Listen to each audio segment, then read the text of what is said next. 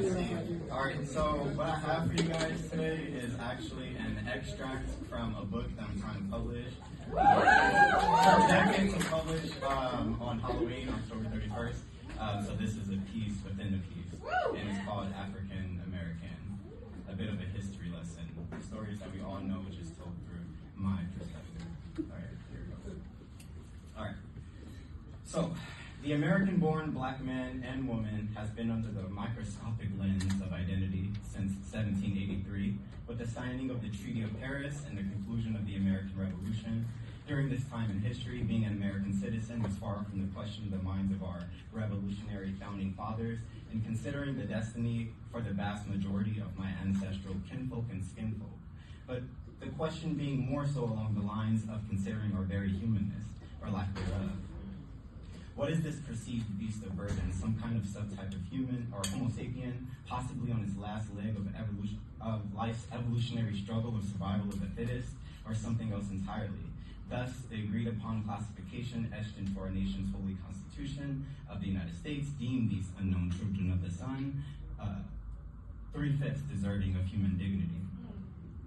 All around the world, far and wide, high and low, people began to hear the fanciful and thrilling tales of a new American dream. Like a sweet-sounding hymn, it settled in the souls of the hopeful, the downtrodden, and hungry dreamers, thirsty for a better life, like babies strapped to the backs of their mothers, listening to Negro spirituals on cotton fields, dreamers.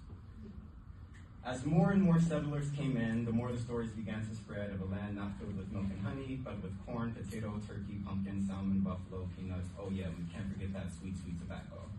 This was along with numerous other yet to be known species of wildlife in this great new world.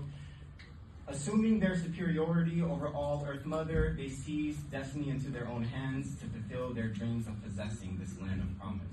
In droves, the migrants began to spill out. This was their age of European enlightenment. In droves, many common folk fled from religious persecution, prisons of vagrancy, perpetual classlessness, wagelessness, landlessness, and their pursuit of happiness. In droves, the young entrepreneurial pioneers of capitalism came in pursuit of happiness. With determined vigor, so too did the royals come to maintain their happiness omnipresent in the American dream. This is not the native American dream story, but the new story of manifest destiny, let fortune be told. Liais's fair was in the air, this within the triangular social structure of a Protestant Christian work ethics, and the social equality of all men gave fuel to an engine of a growing American spirit. All in all, I dare call this the beginning of the age of fairness. Business was being played fair, down with the king, and like a great white flood, they migrated there, all in all seeking their place of refuge, all but all the black flood shackled in the hull.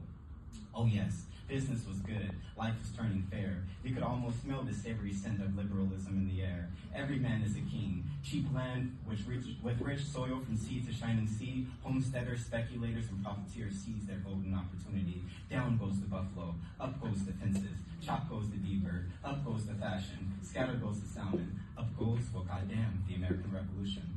In the 19th century, the American dream began to blossom. Oh yes, business was booming. Capitalism is what the people want, so capitalism is what the people will get. God is always good in that sort of way. 2 times strong, we defend our proclaimed independence from the tyranny of the crown, from the fallen body of Crispus Attucks, through the hidden messages in Mohawk to the resurrection of the White House. In Jubilee, we sang the Star-Spangled Banner in victory, 3rd stanza, proud and strong, or shan't we cry, let freedom ring? The fever of freedom and independence, now engraved in the American spirit, now engraved in the spirit of America, made us burn bright like a beacon of hope for ships battered and lost in life's tumultuous seas. Let manifest destiny go on, said James Monroe. Let all of America taste from this fountain of freedom. Yea, Simone Bolivar, nay, Tupac Amaru, yea, boarding schools, nay, ghost dens. We say white is right. We say white is right. This is the gentleman's agreement, regardless of the results of the Civil War's bloody fight. But it was only yesterday that the Clotilda burned for me. It was only in the last few hours that I witnessed the Harlem Renaissance, the Civil Rights Movement, and the Black Panther Party for self-defense, whilst the war on drugs and terrorism silently persists. I asked myself in earnest, shall I truly heed the call of Uncle Sam to fight for what? Independence or hegemony against the blackness that I am? Today, the American dream is being heard in every village and town, in every village and nation the world over. Yes, thanks to the technologies of globalization, the American dream is being seen, the American dream is being